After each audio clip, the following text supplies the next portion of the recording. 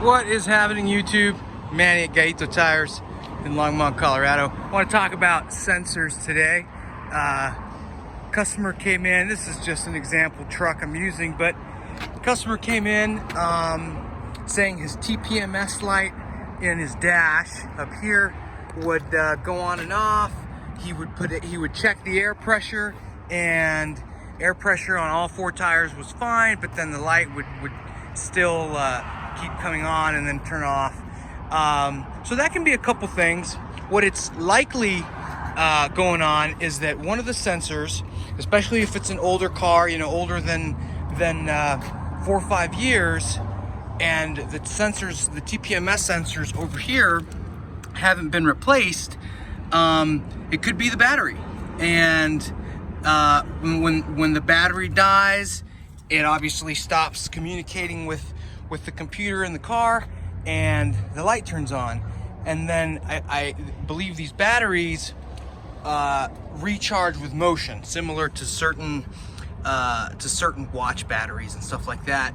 Anyway, so then it recharges, it starts to communicate again, and the car, oh sorry, let me put, somebody else got it, good. It starts to communicate with the car again, and then it turns off. And then obviously the same thing goes on and on. So it could be that. It could also be a bad sensor. That's obviously a possibility, but then the light wouldn't turn back off if the sensor's completely bad or broken. Another thing that happens is with TPMS sensors, some systems, some vehicles, a light just turns on. So in newer cars, it actually tells you which tire needs attention. Well, the way that works is at a tire shop, we program the system and we tell the computer, hey, this sensor is rear driver, this sensor over here is front driver, so on and so forth.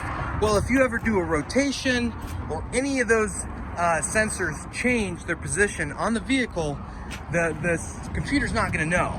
It's just gonna keep that same serial number or whatever it registers in that position. So it may tell you that this tire is flat, but in reality, it's not this tire. It's this tire over here that used to be over here. So there's a lot of troubleshooting we can do to fix the TPMS, or at least figure out which one is bad or which one's causing the issue, so on and so forth.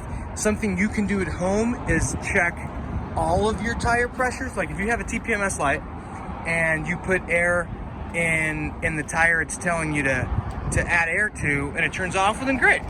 But if you add air, or you check that tire and it's good, it's above 32. Some people, I wouldn't go below 32. 35 is great. I run mine at 40 psi. But you check that tire and it's at 35. Maybe bump it up. Sometimes, little wiggle room there. Bump it up to 38. That doesn't work. Oh, that's a super loud truck. Sorry. And or you check your tire and it's at 40, so you don't want to go above that. So then check the other three, and if one, let's say it's telling you this one's low, and you checked it and it's at 40, but then you check this one and this one is at 25 psi, then this is the problem, and the computer just didn't know it was changed over to the front at your last rotation, so to speak. That's something you can do at home, diagnose the problem. If you check all four tires and they're all good, then we move to, okay, maybe a sensor crapped out, something, and we go from there. But anyways, YouTube, I hope you're having an awesome day. I hope this video was helpful. Again, I'm gonna try to make more videos. If there's any questions we can answer, feel free to, like every other YouTube channel, post them in the comments, send us a message. We're happy to answer those for you. Have an awesome day.